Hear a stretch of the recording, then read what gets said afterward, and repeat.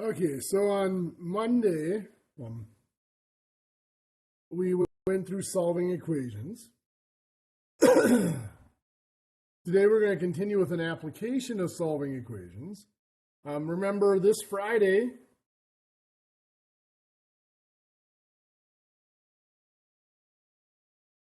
capitalized Friday, there is no class this Friday.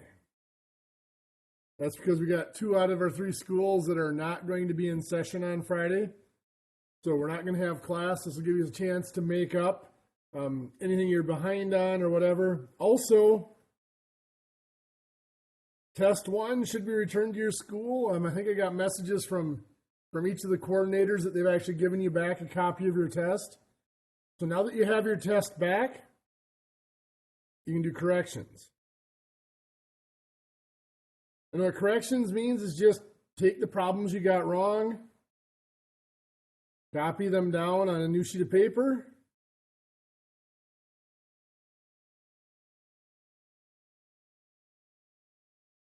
and then redo them, showing every step of your work.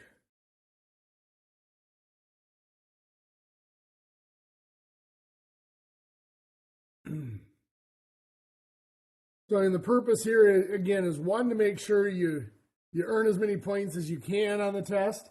But the other is to just make sure that before it's all over with, that you have seen the correct way to do every problem on the test and you have it written down. So if you complete those test corrections, you'll get back up to half of your points on any problems you got wrong. So let's say you happen to have an 82, which is a C, C+. That brings your grade up to a 91, which is a solid B+. So it is definitely worth your time to do those corrections. Even on this first test, everybody did pretty well on this first test, which is usually the case, the review of arithmetic. But even just getting back a few points on this first test can make the difference later on, because once we hit Unit 3, the test scores do tend to drop very quickly. Very dramatically, because the material does get harder rather quickly there. So if you have any questions on doing those corrections, please let me know. You can work with each other. You can work with other teachers. You can work with friends and family if you need to do those. If you're stumped on any problems, let me know, and I'd be happy to even walk through those with you. Just so, again, that's what this Friday, we're not going to have class, but that's something you can work on to fill the time. So anyway, today we are going to talk about solutions and mixtures. So we're going to start with solutions. Solutions are made up of 2 things: a solvent and a solute. So the solute is generally the active ingredient in our solution.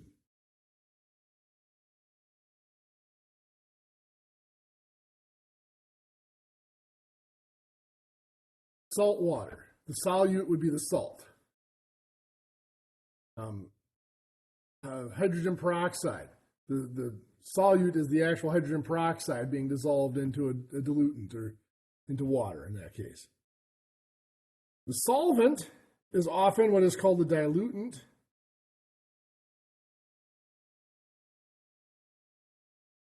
It is the main structure of the solution, the main portion of it. So if we're looking at salt water, the solvent here would be the water. And what happens in a solution, the function, and I'm sure you've all seen this, is that the solute dissolves into the solvent if done properly. So the salt dissolves into the water, or alcohol dissolves into water, or whatever our solution is, medication into the saline, whatever, to form that solution. And it stays. This is a permanent thing unless some action is taken to separate them. The reason it stays is, let's say the water, I'll do water in blue. You have the water particles like this. there's actually spaces between the water particles and water, even though it doesn't look like it. There's gaps between them. And what happens then is the salt comes in and it fits in between those gaps, between the water particles. And it just stays there. That's why if you take water and you dump a bunch of salt in it, you'd think the water is going to come and run over. And it doesn't, because it doesn't really add that much volume to the water because the salt hides between those particles. Now, of course, there's an extent. There's only so much salt that you can dissolve into that water. Otherwise, at that point, it's going to fall out of solution, or it's just going to be too full. It's going to fill up all the gaps and not stay in there anymore. Things that affect the amount of salt that can dissolve in water, the amount of any solute that can dissolve into a solvent.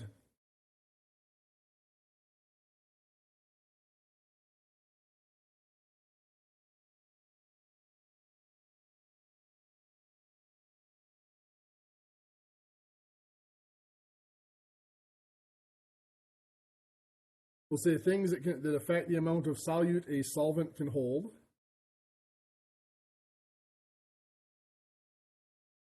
Putting hold in quotations because it's really not holding it, it's suspended or dissolved within it. One is the chemical structures of the liquids.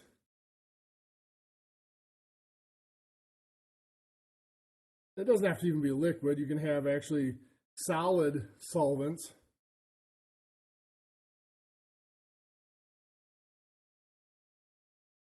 You know, we're most familiar with the solutions being like salt in water or sugar in water, but there are gas in liquid solutions. Your carbonation in your soda, that is carbon dioxide dissolved into basically water. We have liquid into liquid, alcohol in water, or iodine in water solutions. Second thing is temperature. If you heat up a liquid, it can actually reduce the amount of solutes it can hold. So if you take salt water and heat it up, the salt will come out of that solution. And then, of course, physical activity.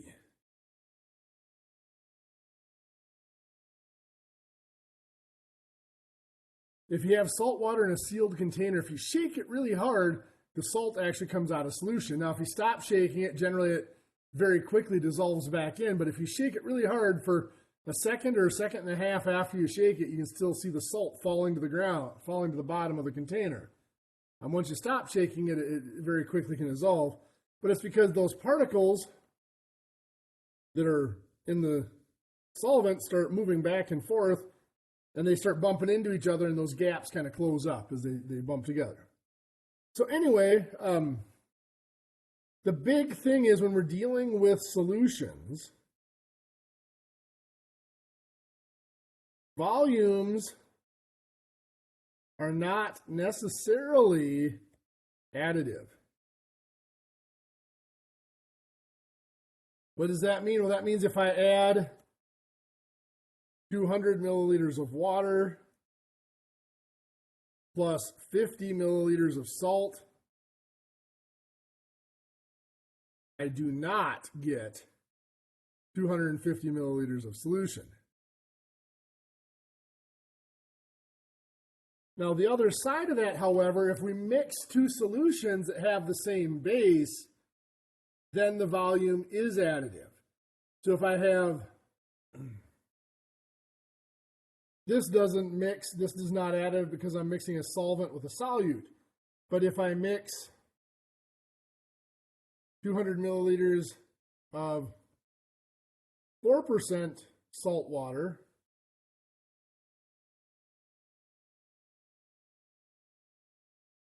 with 100 milliliters of 6% salt water, then we do get 300 milliliters of solution. Because in both of those, they have that base solvent of the water. the water is really what's mixing the solvent. The salt in this case is just along for the ride. So we have to be careful. What we're going to be doing in here, the problems we're going to do in here, we're going to be looking at volumes of the whole solution. And for the most part, when we mix those two solutions together, the volumes will be additive. So we'll be okay with that. Mass, or weight, I always put weight in parentheses there because in a week or so, we're going to look at the difference between mass and weight, is always additive.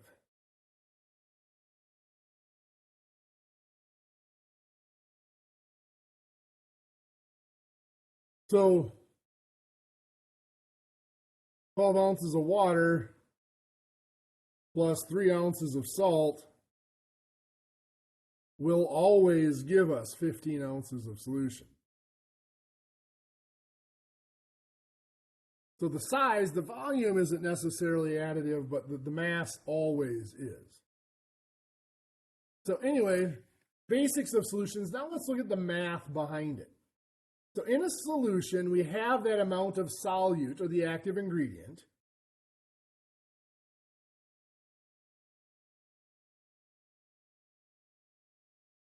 And that is equal to the concentration times the total amount of solution.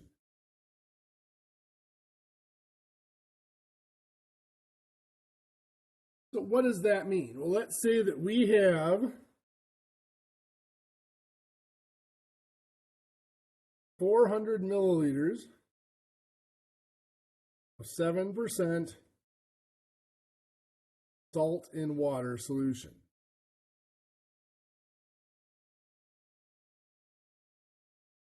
So what that means is the amount of salt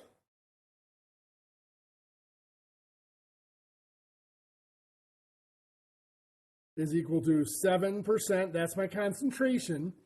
So my concentration is always my percent as a rate. Remember, a rate is the decimal form of a percent. So 7% becomes 0.07 times the total amount of solution. That's the 400 milliliters. Well, 0.07 times 400 gives us 28 milliliters of salt.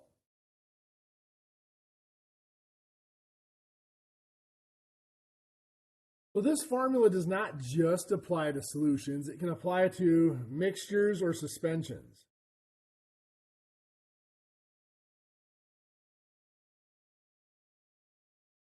Now, a solution is a type of mixture. A solution is a type of mixture where things stay together. You have to have some sort of process to separate them. A suspension is also a type of mixture. In a suspension, if you put dirt in water, for example, if you shake it up, that dirt will evenly mix it. It'll stay that way for a while, but it eventually separates.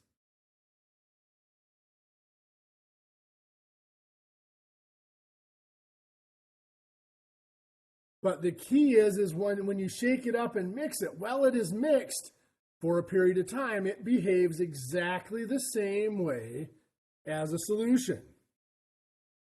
So if we have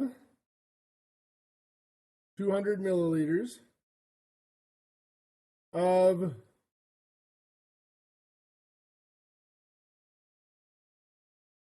morphine I should put a percent there, of 2% morphine in water solution.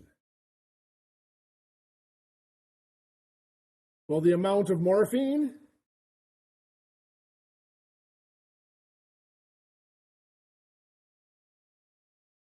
is equal to the 2%, the concentration would be 0.02 times the total solution, 200 milliliters. We multiply that out, that gives us 4 milliliters of morphine.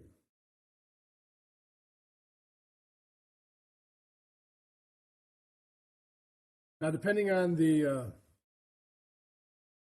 ratio of milligrams to milliliters in that morphine, 4 milliliters often could be too much. But So anyway, for a single dose at least. So the reason we're going through this with a solution is today we want to look at mixing solutions. So we're going to ask the question, what concentration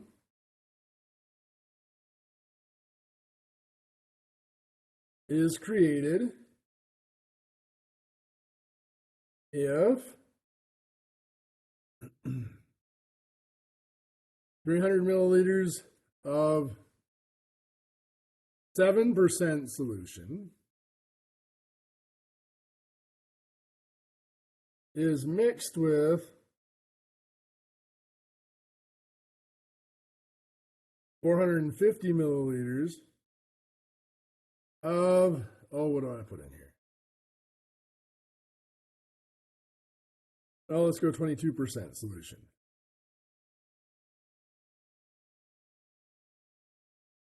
So we're mixing two solutions. There are two things that are constant when we mix two solutions.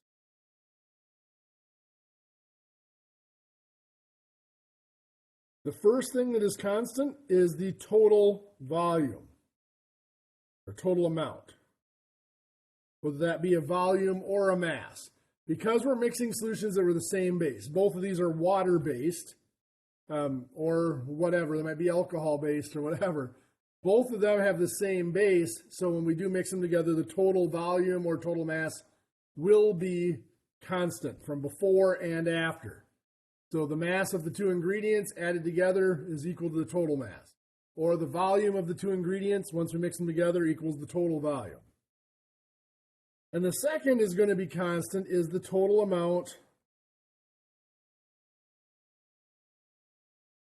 of the solute. So if it's salt water, the total amount of salt. The salt from the first solution plus the salt from the second solution adds up to make the total amount of salt in the final solution when we combine them. So when we go to write an equation for this, we are keeping track of those two things. So on the left side here, we will have the before. On the right side, we're going to have the after we mix. And what we are mixing here is 7% and 22%, hoping to create, we don't know what percent. Notice I use the arrow here, not an equal sign, because those numbers, the percents, do not add up. In fact, the final amount should be between those two percents. The next thing is something that should add up, and that's the total volume. We had 300 milliliters of the 7% solution, 450 milliliters of the 22% solution. That has to add up to give us a total of 750 milliliters after we mix them together. Because these have the same base, the volumes do add up. So that's our first item that has to be a constant right there. The amount of total volume. Next, we're going to write a formula for the amount of solute. So the amount of solute in the 7%, is the concentration of 0.07 times the total volume of 300. Now I'm going to leave the milliliters off so that we don't have the units in our calculation here to confuse us. We're adding that to the 22%, so the amount of solute in that is the 22% or 0.22 times the total volume of 450 milliliters. Now that has to add up on the other side. We're going to let X be that concentration of the final solution times the 750 total milliliters. And now we can just go ahead and solve this equation. Remember, first step is combine what we can on each side. On the left side, we have 0.07 times 300, which is 21. And we have 0.22 times 45, which is 99.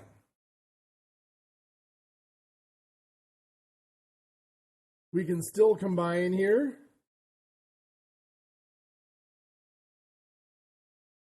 21 plus 99 is 120. On the right side, we have x times 750. That's 750x. And now we go ahead and divide by 750.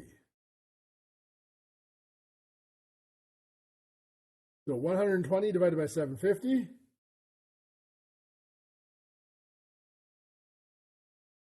gives us 0.16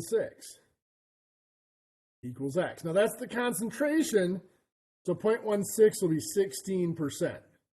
So that new solution, now make sure we go back and answer the question.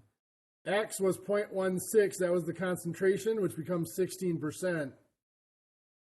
We were asked what concentration is created, so that is what we were looking for. 16% is the concentration that was created.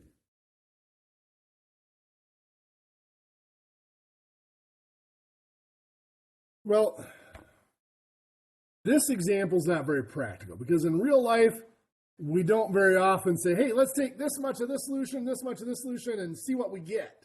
That's not how it works.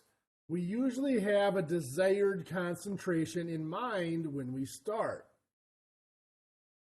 So a slightly more practical problem would be this. How much 41% solution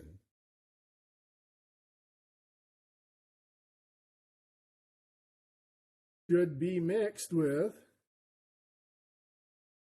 120 milliliters of 25% solution to create, let's go with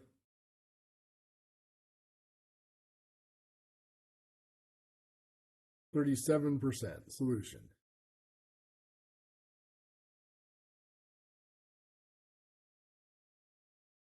So it's a little bit more complex problem, but a little bit more practical. So again, let's start out with what we have before. This is what we are mixing. Well, we have 41% solution, and we're combining that with 25% solution. Then look at what we're going to have after, what our result will be. Well, we're trying to create 37% solution. Again, it's important that resulting percent has to be between the other 2%, or we can't do it. Next, the amounts. We are looking for how much of the 41% solution. So we're going to let the amount of the 41% solution be X, mixed with 120 milliliters of the 25% solution.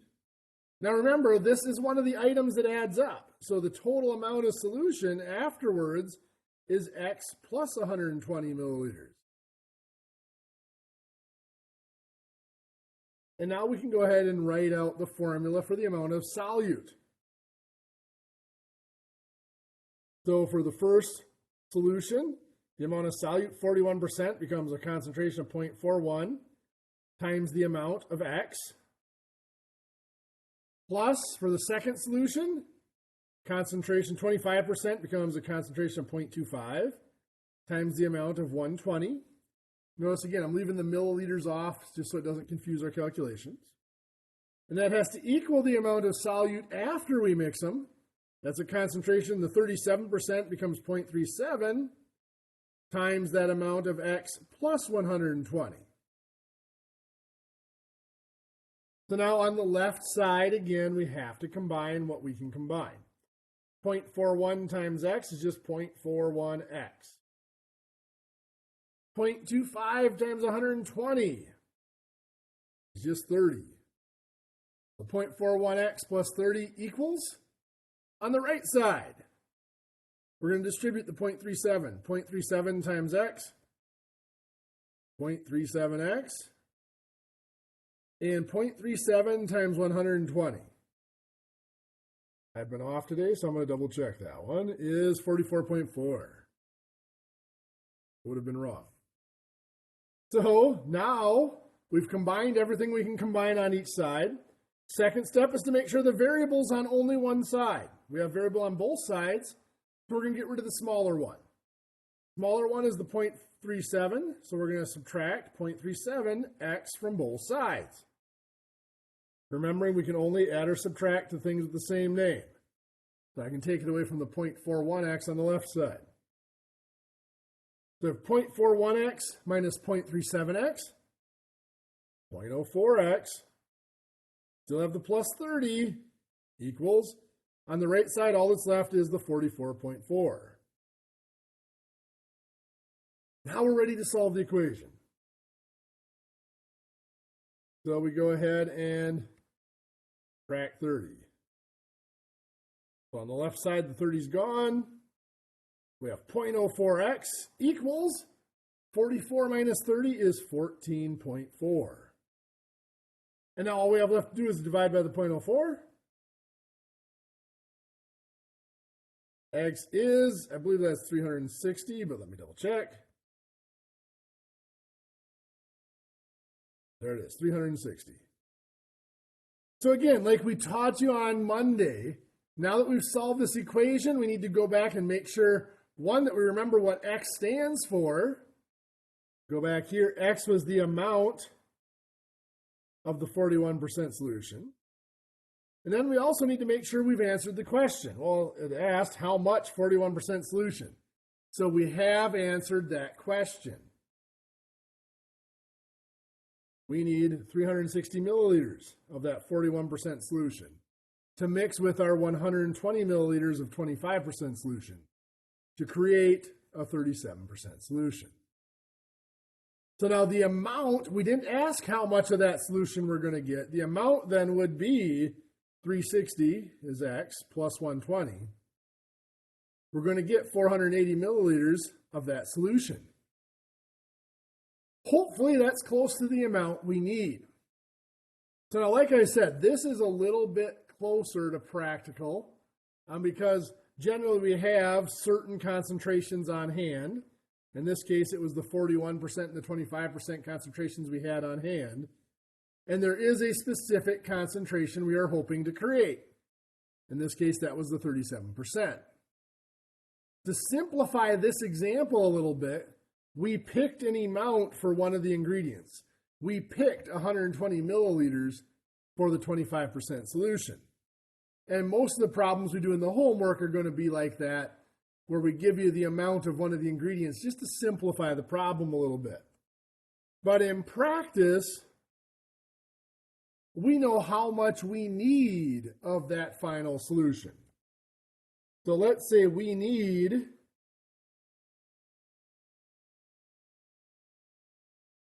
480 milliliters of 27% solution.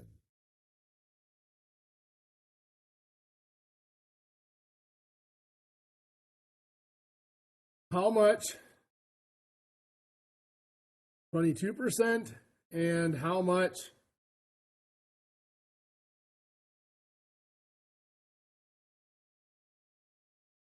37% solutions should be mixed to create that.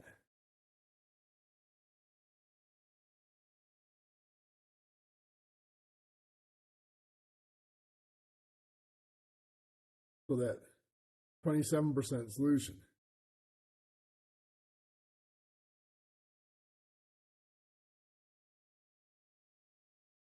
So again, we're starting with 22% and 37%. Those are the solutions we are mixing together.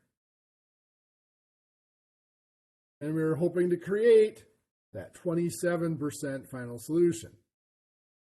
For amounts, we know that we want to have 480 milliliters of that final 27% solution. We don't know either of the amounts for the ingredients, the 22% or the 37%. So we could go X plus Y using two variables, but that's two variables, and so far we've only looked at using a single variable. We could use a system of equations, but that's beyond the math that we have in this course. We don't require you to know that. But there's a way we can get around it. If we pick one of those amounts to be our variable, let's pick the amount of the higher concentration, the 37% solution, to be X. We know how much of the other one there has to be because these two amounts have to add up to 480. So this one over here has to be whatever's left. 480 minus the X that we had here. So that is our first thing that's held constant. That total amount of the two ingredients adds up to the total amount of the result. Next, we make our equation for the solute. So we have 22% becomes 0.22 times the amount for that one is 480 minus X plus the amount of solute in the second solution, 37%, becomes 0.37 times X is the amount of that solution. Equals, our final solution is going to have a concentration of 27%. So that's a 0.27 times that amount of 480. And now it's a matter of solving the equation. So we start off here, we're going to distribute the 22. I believe that becomes 105.6. So let's do 0.22 times 480. 105.6. 0.22 times a negative X is a negative 0.22X. This is just 0.37X, so plus 0.37X equals 0.27 times 480 is going to be, I believe that's 129.6, but we're going to check that one as well. It is 129.6. Well, there's still more we can combine on the left side. We have a negative 0.22x and a positive 0.37x. That combines to make a positive 0.15x. We still have the 105.6 out front here. Equals 129.6. Now we've combined everything we can combine. The variable is on one side, so we can go ahead and solve this. So we're going to subtract 105.6, giving us 0.15x equals 24. Now we divide by 0.15. X equals, I believe it's 160. Double check, 24 divided by 0.15. There it is, 160. Now again, as always, we have to go back and double check to make sure we know what X stood for, and then to know, make sure we've answered the question. So up here, X was the amount of the 37% solution. That's 160 milliliters. But the question asks for both the amount of the 37% and the amount of the 22%. So we still have to find the amount of the 22%. Well, that is 480 minus X, or minus 160, which is 320 milliliters of the 22%. So we need 160 milliliters of the 37% and 320 milliliters of the 22%.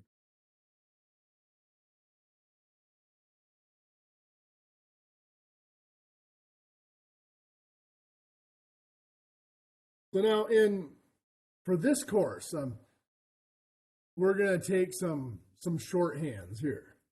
One, the term serum is going to refer to any active ingredient.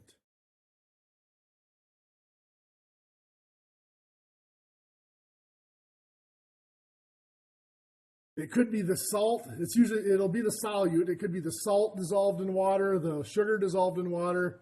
Could be iodine dissolved in water. Could be heparin dissolved in water. Could be any medication. It's whatever is the active ingredient or the ingredient of interest in our solutions is going to be called serum.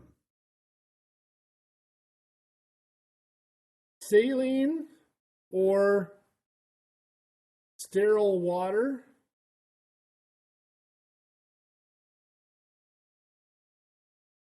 is going to be referred to as NS. So NS is initials that stand for one of two things. Normal saline, which is just a sterilized water that is pH balanced, or neutral solution.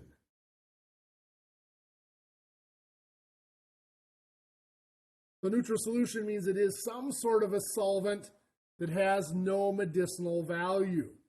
It may be some sort of a syrup or an oil that is being used to carry the medication rather than water, but it serves the same purpose. It has no medicinal value. So it's just the carrier. The initials are the same, NS. So anytime we say NS or saline or sterile water, all we're talking about is that portion of the solution. It's the solvent that has no active ingredient or no medicinal value to it.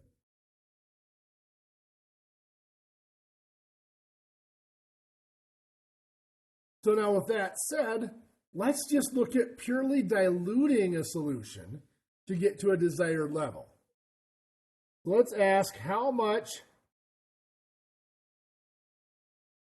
NS, so again, 0% active ingredient,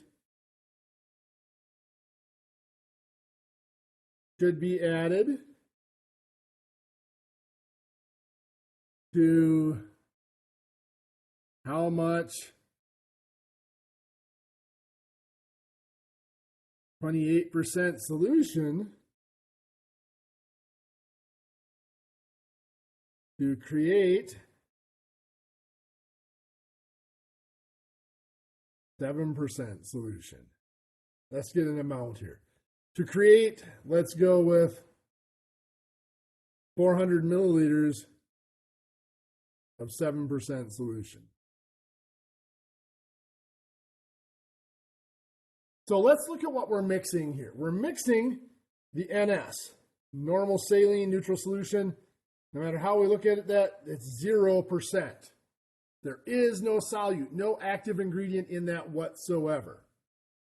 We're mixing that with 28% with the hopes of creating a final solution of 7%. So again, the next portion is the total amount, which is one of our constants. We don't know how much of each. I'm going to let the amount of the 28% be X. I want my total amount to be 400 milliliters. So I know the amount of the 7% is going to be 400 milliliters. So the amount of the 0% or neutral solution, working backwards, X to be 400 minus X. The total minus however much of the 28% we use. And then we can create our equation for the solute. So for the NS, it's 0%, so that's just 0 times 400 minus X. Plus, for the 28%, that'll be 0.28 times the amount of X equals our 7% will be 0.07 times 400 milliliters. So when we were initially setting up this problem, it seemed like it was going to be a more complex problem, but as we get into the math here, we see it actually simplifies rather quickly. This is 0%, so 0 times 400 is 0, 0 times negative X is 0. So that is just all 0. It cancels out, it wipes out. It's not necessary to solve the rest of our equation.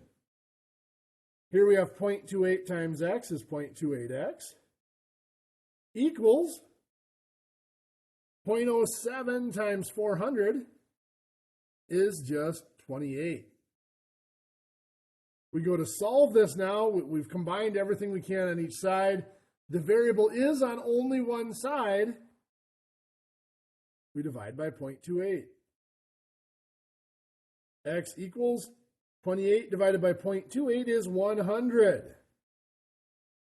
Now again, it's very important that we make sure we know what that X represents. We go up here, X represents the amount in milliliters of the 28% solution. That's 100 milliliters. But we wanted to know both the amount of the 28% solution and the amount of NS. So the amount of NS is 400 minus X. X is 100, so 400 minus 100. You get 300 milliliters of the NS. So 100 milliliters of 28% solution and 300 milliliters of that neutral solution to get 400 milliliters of 7%.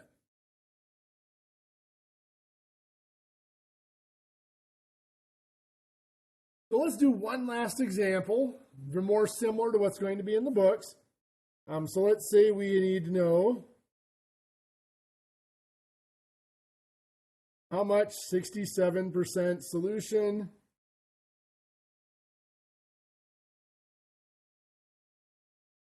should be mixed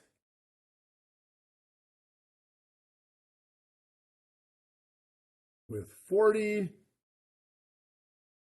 fluid ounces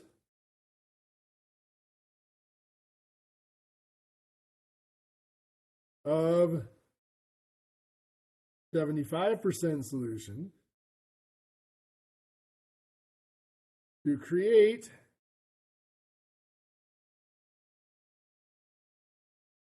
73% solution.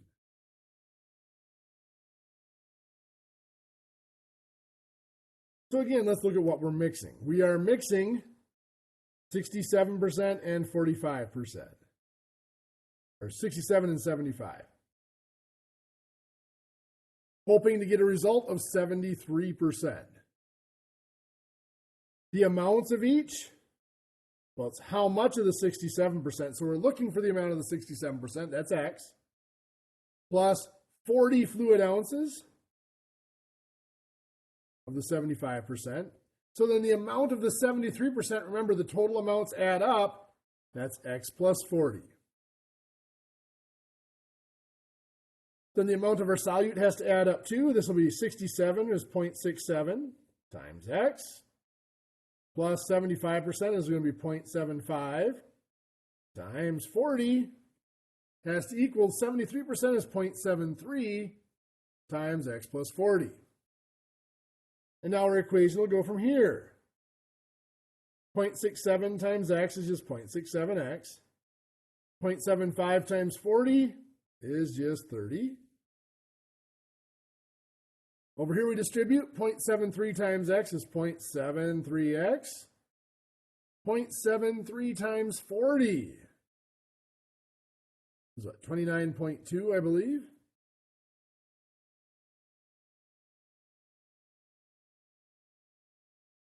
Yes, 29.2. Now we've combined everything we can combine on each side. We need to make sure we get everything to the variable on just one side. Right now it's on both sides, so the smaller one is the 0.67X. We'll subtract that to get rid of it. So we have 30 equals 0.06X plus 29.2. And now we're ready to solve. I'll do these last steps pretty quick. We're going to subtract 29.2 from both sides. Getting 0.8 equals 0.06X, and we divide by 0.06. So 0.8 divided by 0.06 gives us,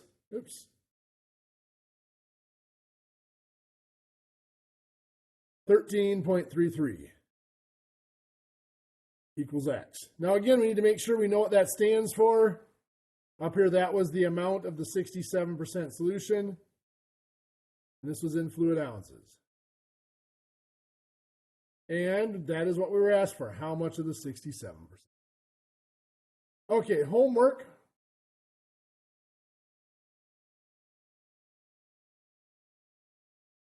Page 53 through 54. 1 through 15. Now, up until this point, I've told you skip some of the easier problems and do some of the harder ones.